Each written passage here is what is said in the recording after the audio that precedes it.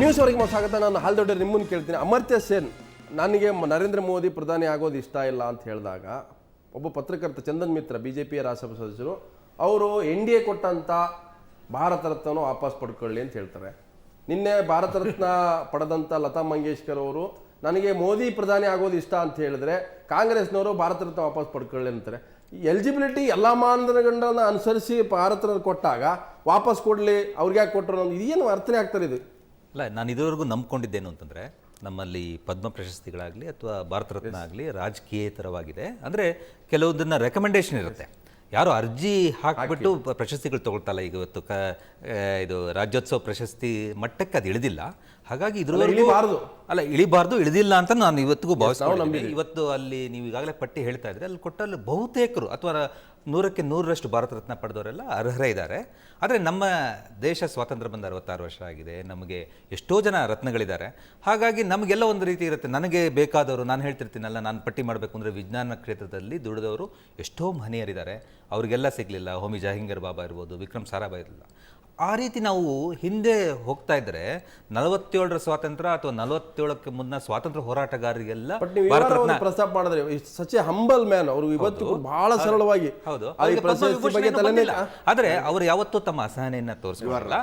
ಅವರು ಇವತ್ತಿಗೂ ಈಗ ಮಂಗಳಯಾನ ಯೋಜನೆಗೆ ಕೆಲಸ ಮಾಡಿದ್ದಾರೆ. ಅದರಿಂದ ಕೆಲವು ವಿಜ್ಞಾನ ಕ್ಷೇತ್ರನೂ ಸೇರಿದಾಗೆ ನಮ್ಮ ರಾಜಕಾರಣದಲ್ಲೂ ಕೂಡ ಕೆಲವರು ಈ ಯಾವುದೇ ಒಂದು ಗೌರವ ಪ್ರಶಸ್ತಿ ಪುರಸ್ಕಾರಗಳನ್ನ ಲೆಕ್ಕಕ್ಕೆ ಗಣನೆಗೆ ತಗೊಂಡು ಯಾರು ಕೆಲಸ ಮಾಡ್ತಾ ಇಲ್ಲ. ಯಾರು ಮಾಡ್ತಾ ಇಲ್ಲ. ಅದೇನಾಗ್ತಾ ಇದೆ ಅಂದ್ರೆ, ಯಾರಾದ್ರೂ ಒಂದಿಷ್ಟು ಅವರ ಅಭಿಮಾನಿಗಳಿರ್ತಾರಲ್ಲ, ಅವ್ರಿಗೆಲ್ಲ ಒಂದ್ ಕಡೆ ನೋವಾಗತ್ತೆ. ಅವರವರ ಅದಕ್ಕೆ ನಾನು ಸುರೇಶ್ ಕುಮಾರ್ ಯಾಕೆ ಸಮೂಹ ಸನ್ನಿ ಅನ್ನುವಂಥದ್ದು ನಮ್ಮ ಏಕಾಗ್ರತೆ ಅಥವಾ ನಮ್ಮ ಡಿಸಿಷನ್ ಮೇಕಿಂಗ್ ನ ಡಿವೇಟ್ ಮಾಡುತ್ತೆ.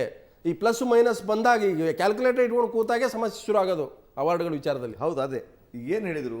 ಇದು ಪ್ರಾಬ್ಲಮ್ ಯಾಕೆ ಬಂದಿದೆ, ಧ್ಯಾನ್ ಚಂದ್ ಯಾಕೆ ಬಂದಿದೆ? ಇಲ್ಲಿವರೆಗೂ ಸ್ಪೋರ್ಟ್ಸ್ದವ್ರಿಗೆ ಕೊಡ್ತಿದ್ದಿಲ್ಲ. ಈಗ ಧ್ಯಾನ್ ಚಂದ್ ಪರ ಕೇಳೋರು ಯಾರಿದ್ದಾರೆ? ಕೇಳೋ ಪ್ರಶ್ನೆ ಅಲ್ಲ.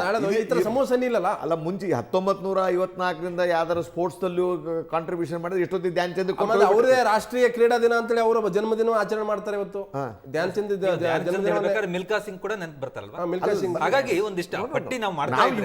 ಇವತ್ತ್ಯಾಕೆ ಚರ್ಚೆ ಬರ್ತದೆ? ಇವತ್ತು ಸ್ಪೋರ್ಟ್ಸ್ ಅಲ್ಲಿ ಕೊಡ್ತಾ ಇದ್ದಾರೆ, ಅದಕ್ಕೆ ಧ್ಯಾನ್ ಚಂದ್ ಕೊಡಿ ಅಂತ ಮೊದಲು.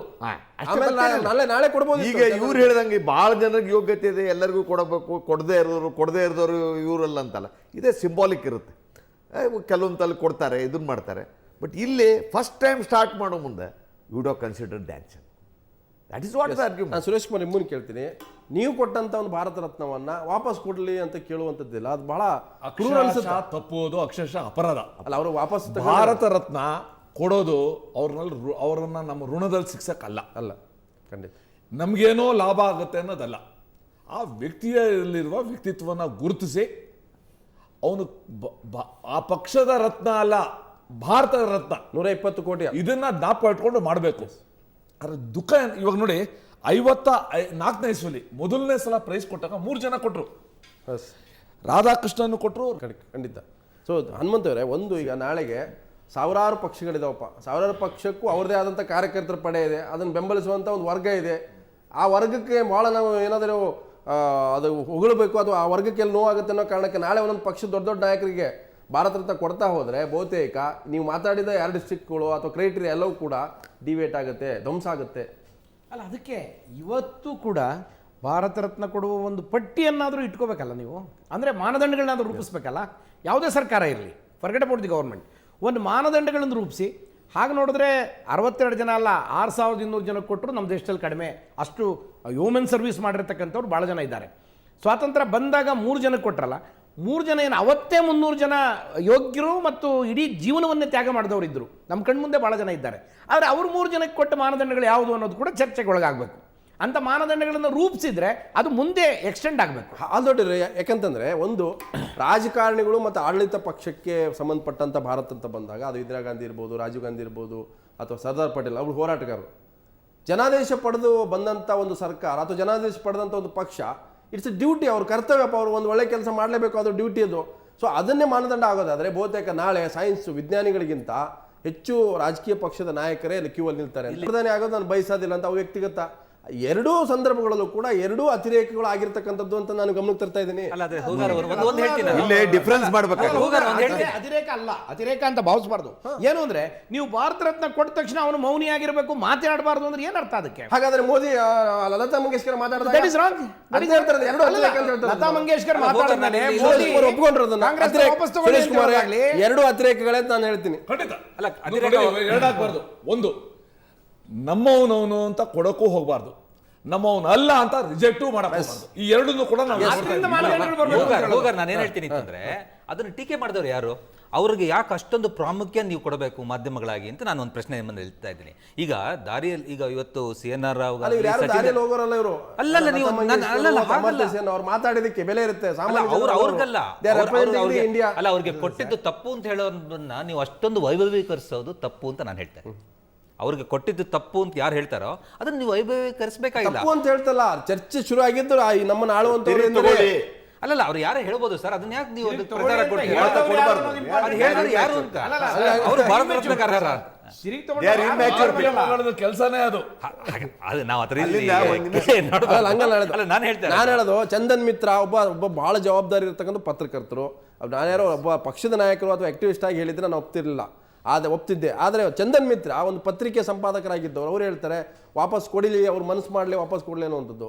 ಆಮೇಲೆ ಕ್ಷಮೆ ಕೇಳ್ತಾರೆ, ಬೇರೆ ವಿಚಾರ.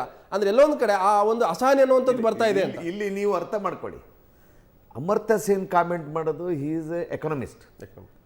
ವೇರಸ್ ಲತಾ ಮಂಗೇಶ್ಕರಿಗೆ ಭಾರತ ರತ್ನ ಕೊಟ್ಟಿದ್ದು ಆಸ್ ಎ ಮ್ಯೂಸಿಷಿಯನ್. ಈಗ ಅವಳು ಒಪಿನಿಯನ್ ಕೊಡೋಕೆ ಯಾರು ನಾವೆಲ್ಲೋ ಇದನ್ನು ತಿರಿ ತಕ್ಕೋ ಅನ್ನೋದು.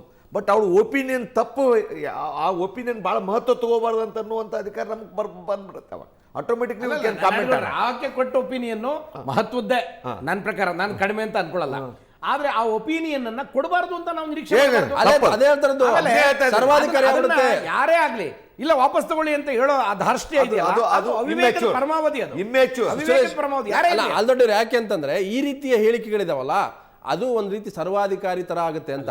ಲತಾ ಇನ್ನೊಂದು ವಿಸ್ತೃತವಾದ ಒಂದು ಮಾತು ಹೇಳ್ತೀನಿ.